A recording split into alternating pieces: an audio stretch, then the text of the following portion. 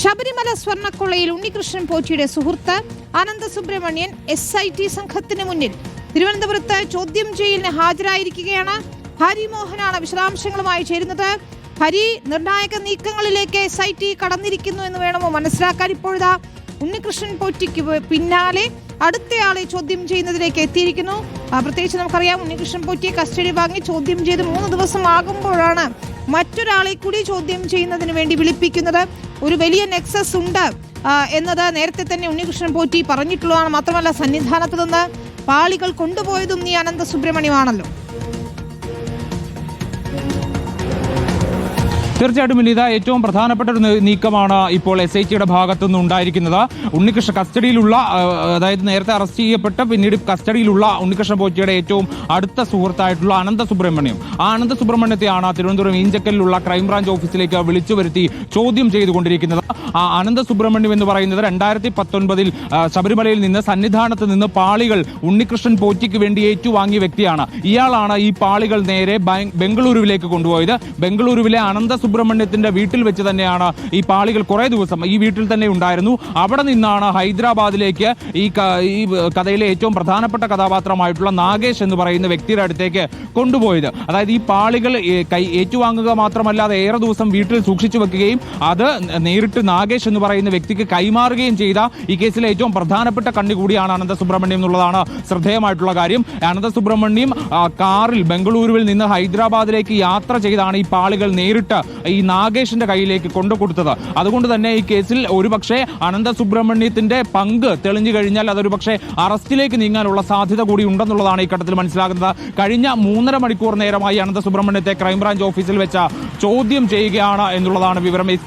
അന്വേഷണ ഉദ്യോഗസ്ഥനായ SP S ശശിധരന്റെ നേതൃത്വത്തിലുള്ള സംഘമാണ് നേരിട്ട് ചോദ്യം ചെയ്യുന്നത്. അതായത് അനന്തസുബ്രഹ്മണ്യം തന്നെയാണ് പാളികൾ കൊണ്ടുപോയത് എന്നുള്ള കാര്യം നിലവിൽ ദേവസ്വം വിജിലൻസും പിന്നീട് SITയും സ്ഥിരീകരിച്ചിരുന്നു. ഇതിൽ കൂടുതൽ എന്തെങ്കിലും വിവരം ലഭിക്കുമോ എന്നുള്ളതാണ് അന്വേഷണ സംഘം ആലോചിക്കുന്നത്. അതായത് ഏറ്റവും പ്രധാനമായിട്ട് ഈ നാഗേഷ് എന്ന് പറയുന്ന വ്യക്തിയുമായി നേരിട്ട് ബന്ധമുള്ള ആൾ തന്നെയായിരിക്കും ഈ അനന്തസുബ്രഹ്മണ്യം. ആ നാഗേഷിന്റെ കയ്യിലേക്ക് ബംഗളൂരുവിൽ നിന്ന് ഹൈദരാബാദ് വരെ യാത്ര ചെയ്തുകൊണ്ട് കൊടുക്കണമെങ്കിൽ സ്വാഭാവികമായിട്ടും ആ ബന്ധം കാര്യമുള്ള ബന്ധമായിരിക്കാം. അതുമാത്രമല്ല, ഹൈദരാബാദിലെ ഈ നാഗേഷിന്റെ സ്ഥാപനം, ആ സ്ഥാപനത്തിൽ കൊണ്ടുപോയി കൊടുത്തത് കൊണ്ട് തന്നെ അതിന്റെ കൂടുതൽ വിവരങ്ങൾ അനന്തസുബ്രഹ്മണ്യത്തിന് അറിയാമായിരിക്കും എന്നുള്ള ധാരണയും അന്വേഷണ സംഘത്തിനുണ്ട്. അതുകൊണ്ട് തന്നെ അനന്തസുബ്രഹ്മണ്യത്തിൽ നിന്ന് വിശദമായി ചോദ്യം ചെയ്യലിൽ കാര്യങ്ങൾ തിരിച്ചറിയുക അല്ലെങ്കിൽ രേഖപ്പെടുത്തുക, ഒരുപക്ഷെ അത് കാര്യപ്പെട്ട വിവരമാണ് അല്ലെങ്കിൽ ഇതിന്റെ പങ്ക് കൃത്യമായി തെളിഞ്ഞു കഴിഞ്ഞാൽ അനന്തസുബ്രഹ്മണ്യത്തിന്റെ അറസ്റ്റിലേക്കായിരിക്കും ഇന്നിപ്പോൾ ക്രൈംബ്രാഞ്ച് നീങ്ങുക എന്നുകൂടിയാണ് മനസ്സിലാക്കുന്നത്. നിലവിൽ കേസിൽ പ്രതി ചേർത്തിട്ടില്ല എന്നുള്ളത് മാത്രമാണ് ആകെയുള്ള ഒരു തടസ്സം. പക്ഷേ അറസ്റ്റ് ചെയ്യുന്നതിന് അതൊരു സാങ്കേതികമായ ഒരു പ്രശ്നമായിട്ട് വരില്ല.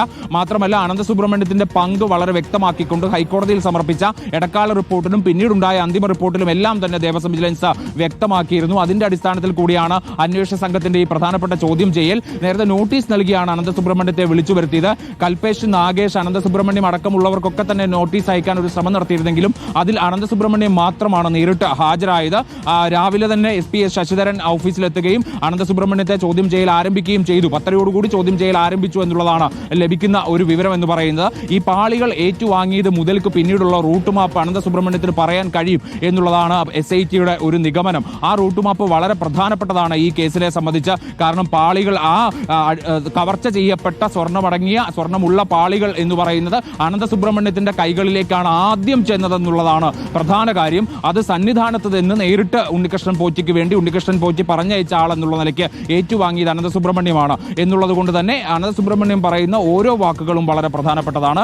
മാത്രമല്ല, ബംഗളൂരുവിൽ കൊണ്ടുപോയ സമയത്ത് ഈ പാളികൾ എന്തു ചെയ്തു എന്നതടക്കമുള്ള കാര്യങ്ങൾക്ക് മറുപടി പറയേണ്ടി വരും. മാത്രമല്ല, ഈ പാളികൾ നാഗേഷിന്റെ അടുത്ത് ഹൈദരാബാദിൽ കൊണ്ടുപോയി കൊടുക്കുന്ന സമയത്ത് ഏതെങ്കിലും നിലയ്ക്ക് മറ്റാരെങ്കിലും അതിൽ ഇടപെട്ടിരുന്നോ, അല്ലെങ്കിൽ അവിടെ വെച്ച് ഈ സ്വർണം വേർതിരിക്കുന്ന ഘട്ടമുണ്ടായോ, അതിൽ മറ്റാരെങ്കിലും പങ്കാളികളായിട്ടുണ്ടോ, നേരത്തെ പറഞ്ഞ 15 പേരുകളിൽ അനന്തസുബ്രഹ്മണ്യം ഉണ്ടായിട്ടുണ്ടോ എന്നതടക്കമുള്ള കാര്യങ്ങളിൽ കൃത്യമായ ഒരു മറുപടി ലഭിക്കേണ്ടതുണ്ട്. എന്തായാലും അനന്തസുബ്രഹ്മണ്യത്തിൽ നിന്ന് ലഭിക്കുന്ന മൊഴി ഈ കേസിനെ സംബന്ധിച്ച ഏറ്റവും പ്രധാനപ്പെട്ടതാണ് എന്നുള്ളത് തന്നെയാണ് അന്വേഷണ സംഘം കരുതുന്നത്. അനന്തസുബ്രഹ്മണ്യത്തിലേക്കും നാഗേഷിലേക്കും ദേവസ്വം വിജിലൻസിന് നൽകിയ മൊഴികളിൽ പലതിലും പൊരുത്തക്കേടുകളുണ്ട്. മാത്രമല്ല, ഈ തട്ടിപ്പു സംഘം പറഞ്ഞു പഠിപ്പിച്ചതാണ് ഉണ്ണികൃഷ്ണൻ പോറ്റി എന്നൊരു സംശയം കൂടിയുണ്ട്. അപ്പോൾ അക്കാര്യങ്ങളിലൊക്കെ ഒരു വ്യക്തത, ഒരുപക്ഷെ ഇരുവരെയും ഒരുമിച്ചിരുത്തി ചോദ്യം ചെയ്യുകയും ഒക്കെ ചെയ്യുമ്പോൾ പല ചുരുളഴിയാത്ത കാര്യങ്ങളിലും ഹരി പറഞ്ഞതുപോലെ ഈ റൂട്ട് മാപ്പിലേക്കും ഒപ്പം ഉണ്ണികൃഷ്ണൻ പോറ്റി പറഞ്ഞ 15 പേരിലേക്കും ഒക്കെ നീങ്ങും എന്ന് തന്നെ വേണം കരുതാൻ. തീർച്ചയായിട്ടും വിനീത, അത് അങ്ങനെ തന്നെയാണ്. 15 പേര് എന്ന് പറയുന്നത് അത് വലിയ രീതിയിലുള്ള ഒരു ഗൂഢാലോചന നടന്നിട്ടുണ്ട് എന്നുള്ളതിന് തെളിവാണ്. ആദ്യഘട്ടത്തിൽ അത് 5 പേർ എന്നുള്ളതായിരുന്നു പറഞ്ഞിരുന്ന കർണാടക സ്വദേശികളായിട്ടുള്ള 5 പേർ. പക്ഷെ പിന്നീട് കൂടുതൽ ചോദ്യം ചെയ്തപ്പോഴാണ് അതിന്റെ എണ്ണം എന്ന് പറയുന്നത് നമ്മൾ കണക്കാക്കുന്നതിലും അപ്പുറത്തേക്ക് ആളുകൾ ഇതിനകത്തുണ്ട്, അതൊരു വലിയ മാഫിയാണ്, വലിയൊരു നെക്സസ് ആണ് എന്നുള്ള രീതിയിലേക്ക് പ്രത്യേക അന്വേഷണ സംഘത്തിന് ബോധ്യപ്പെട്ടത്. അവരുമായി ബന്ധപ്പെട്ടുകൊണ്ട് ഉണ്ണികൃഷ്ണൻ പോറ്റി ഈ അന്വേഷണം നടക്കുന്നതിനിടയിൽ തന്നെ ഒരു യാത്ര ചെയ്തിട്ടുണ്ട്, അവരുമായി കൂടിക്കാഴ്ച നടത്തിയിട്ടുണ്ട് എന്നുള്ള വിവരങ്ങൾ കൂടി SITക്ക് ലഭിച്ചിരുന്നു. അതായത് ദേവസ്വം വിജിലൻസിന്റെ അന്വേഷണം നടക്കുന്നതിനിടെ, അതായത് അന്തിമ റിപ്പോർട്ട് കോടതിയിൽ സമർപ്പിക്കുന്നതിന് മുമ്പുള്ള ഒരു കാലയളവ്, ആ കാലയളവിൽ ചെന്നൈയിൽ പോയത് കൂടാതെ ബംഗളൂരുവിലേക്കും ഇയാൾ യാത്ര ചെയ്തിരുന്നു. ആ യാത്രക്കിടയിൽ വെച്ചാണ്, അല്ലെങ്കിൽ ആ യാത്രയിലാണ് ഈ പറയുന്ന 15-അംഗ സംഘത്തിലെ ചില ആളുകളെ ഇയാൾ നേരിട്ട് കാണുകയും അവരോട് സംസാരിക്കുകയും ഈ കേസുമായി ബന്ധപ്പെട്ട ചില പ്രധാനപ്പെട്ട വിഷയങ്ങൾ കൈകാര്യം ചെയ്യുകയും ചെയ്തതെന്നുള്ളതാണ്. ഒരുപക്ഷെ ആ കൂടിക്കാഴ്ചയിൽ വെച്ചാകാം എങ്ങനെയാണ് മൊഴി നൽകേണ്ടത്. അതായത് ആദ്യഘട്ടത്തിൽ ദേവസ്വം വിജിലൻസിനാണ് മൊഴി നൽകേണ്ടത്. ആ ദേവസ്വം വിജിലൻസിന് നൽകിയിട്ടുള്ള മൊഴി എങ്ങനെയാണ്, ഇവരാണോ പ്ലാൻ ചെയ്തത്, അല്ലെങ്കിൽ ഇവർ പറഞ്ഞത് പ്രകാരമാണ് ഉണ്ണികൃഷ്ണൻ പോറ്റി അത്തരം കാര്യങ്ങൾ അവിടെ സംസാരിച്ചതെന്നടക്കമുള്ളതിൽ ഒരു വ്യക്തത വരേണ്ടതുണ്ട്. മാത്രമല്ല ആ കൂടിക്കാഴ്ച നടന്നത് ബംഗളൂരുവിൽ വെച്ചാണെന്നുള്ളത് കൂടി ശ്രദ്ധേയമാണ്. ബംഗളൂരു എന്ന് പറയുന്നത് അനന്തസുബ്രഹ്മണ്യം ജോലി ചെയ്യുന്ന, അല്ലെങ്കിൽ അനന്തസുബ്രഹ്മണ്യത്തിന്റെ വീടുള്ള ബംഗളൂരുവിൽ വെച്ചാണ്. ഒരുപക്ഷെ ഈ അന്വേഷണം നടക്കുന്നതിനിടയിൽ അനന്തസുബ്രഹ്മണ്യവും ഈ കൂടിക്കാഴ്ച നടത്തിയ വ്യക്തികളിൽ ഉണ്ടാകാം എന്നുള്ളതാണ് അന്വേഷണ സംഘത്തിന്റെ ഒരു പ്രാഥമിക നിഗമനം. അത് ചോദ്യം ചെയ്യലിലൂടെ മാത്രമേ വ്യക്തമാവുകയുള്ളൂ. എന്തായാലും ഈ പറയുന്ന ഗൂഢാലോചന സംഘത്തിൽപ്പെട്ട ആളുകളിലേക്ക് കണക്ട് ചെയ്യാൻ പറ്റുന്ന ഏറ്റവും പ്രധാനപ്പെട്ട ലിങ്കായി അനന്തസുബ്രഹ്മണ്യത്തെ കാണാൻ എന്തായാലും അന്വേഷണ സംഘം അങ്ങനെ കാണാൻ കഴിയുമെന്നുള്ളതാണ് അന്വേഷണ സംഘത്തിന്റെ ഒരു നിഗമനം എന്ന് പറയുന്നത്. മാത്രമല്ല കർണാടക സ്വദേശികളായിട്ടുള്ള ആളുകളാണ് ഈ മാഫിയയുടെ, അതായത് നേരിട്ട് ഗൂഢാലോചന നടത്തി ഇതിന് പിറകിൽ കേരളത്തിൽ നിന്നുള്ള ഉന്നതരുണ്ട് എന്ന് ഉണ്ണികൃഷ്ണൻ പോറ്റി പറയുമ്പോൾ പോലും ഇതിന്റെ നേരിട്ടുള്ള ഗൂഢാലോചന നടത്തിയിട്ടുള്ള ആളുകൾ, ഒപ്പം തന്നെ ഇതിന്റെ സ്വർണം വേർതിരിക്കുന്നതടക്കമുള്ള പ്രവർത്തകളിൽ നേരിട്ട് ഇടപെട്ടിട്ടുള്ള ആളുകൾ എന്നുള്ള നിലയ്ക്ക് കർണാടക സ്വദേശികളായിട്ടുള്ള ആളുകളിലേക്ക് എത്താനുള്ള ഏറ്റവും പ്രധാനപ്പെട്ട വഴി കൂടിയാണ് അനന്തസുബ്രഹ്മണ്യം. ഈ നേരത്തെ നമ്മൾ സംസാരിച്ചതുപോലെ കൽപേഷ്, നാഗേഷ്, അതല്ലാതെ അതിനപ്പുറത്തേക്ക് വിനോദ് ജെയിൻ അടക്കമുള്ളവർ, രമേശ് ബിനാമി എന്ന് സംശയിക്കപ്പെടുന്ന രമേശ് എന്ന് പറയുന്ന ഒരാൾ, ഇപ്പോൾ ഇതാ അനന്തസുബ്രഹ്മണ്യം എന്ന് പറയുന്ന ആൾ, ഇത്തരത്തിൽ നിരവധിയായിട്ടുള്ള ആളുകൾ ഉണ്ട്. അവരുടെ പേര് വിവരങ്ങൾ അന്വേഷണ സംഘത്തിന്റെ കൈകളിലുമുണ്ട്. പക്ഷേ ഇവരിൽ പല ആളുകളെയും ബന്ധപ്പെടാൻ ഈ ദിവസങ്ങളിൽ സാധിക്കുന്നില്ല എന്നുള്ളതാണ് ഏറ്റവും വലിയ വെല്ലുവിളി.